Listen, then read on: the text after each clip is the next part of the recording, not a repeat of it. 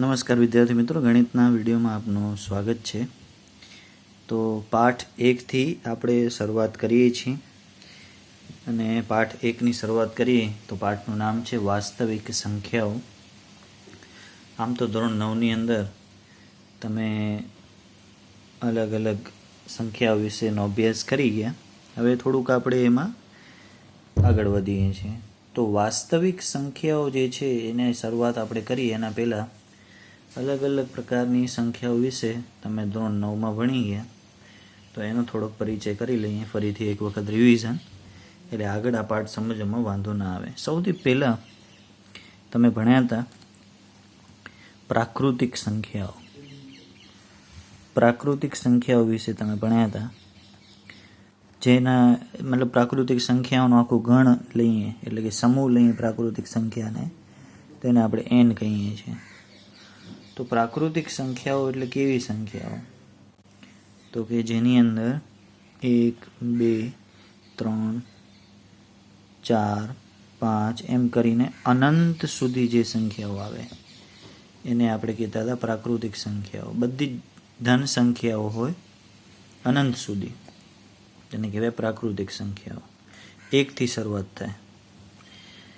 त्यार पछी बीजी जे संख्याओं छे ई छे पूर्ण संख्याओं। तो पूर्ण संख्याओं नो जो गण छे एने कहेवाय W।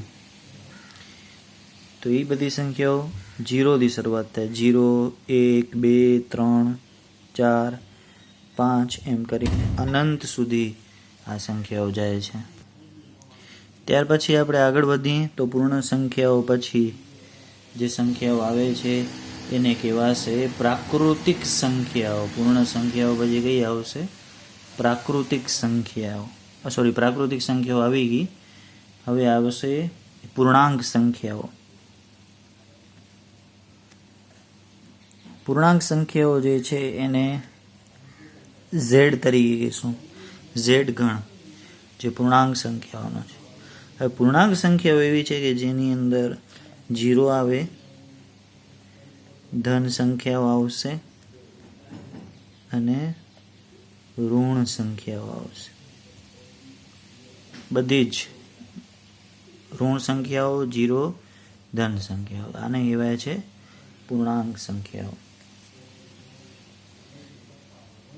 तो आ रीते जे छे ई तमे पूर्णांक संख्याओं शीख्या। त्यार पछी आवे छे समय संख्याओं। समय संख्याओं जेने Q वडे दर्शावी। समय संख्या एटले एवी संख्याओं के जेनो स्वरूप P छेदमां Q स्वरूपमां होय।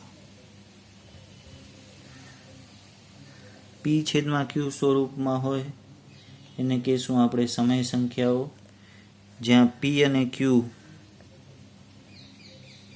P अने Q बंने केवा होवा जोईए? पूर्णांको छे અને Q 0 ન હોવો જોઈએ। Q 0 ન હોવો જોઈએ।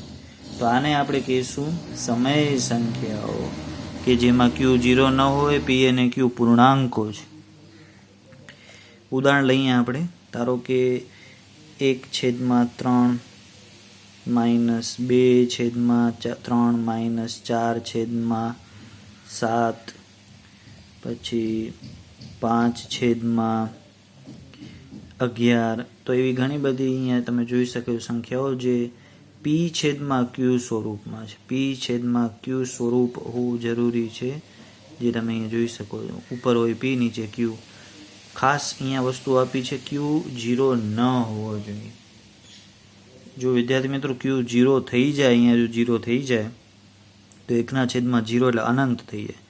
-2/0 અનંત થઈ જાય।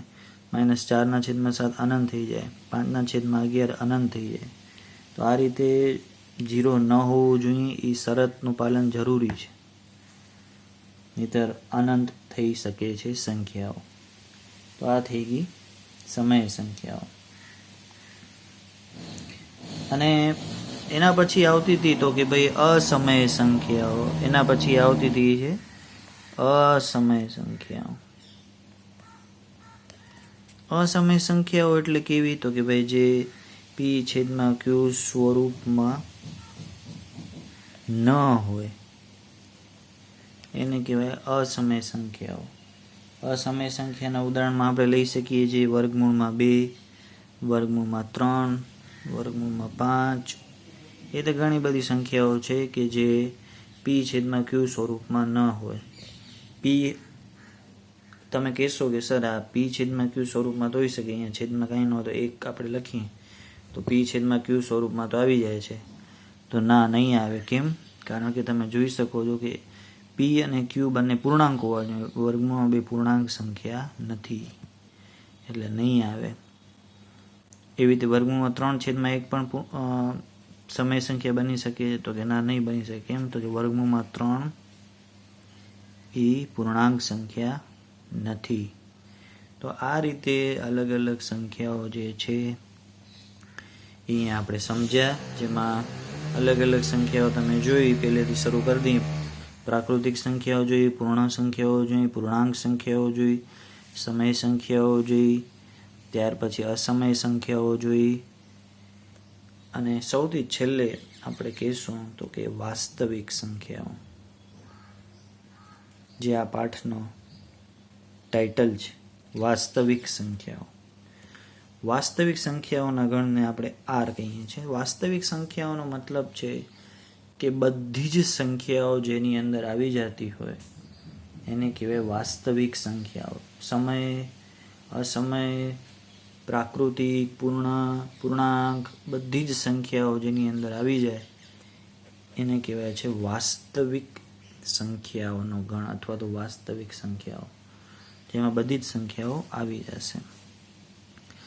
તો વિદ્યાર્થી મિત્રો, આટલો પરિચય આજ માટે ઘણો છે.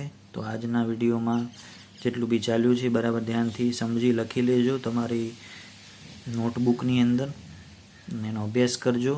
હવે પછીના નેક્સ્ટ વિડીયોમાં આપણે આ પાઠની આગળ વધારશું અને આગળમાં બીજા બધા દાખલાઓની અને મુદ્દાઓની ચર્ચા કરશું.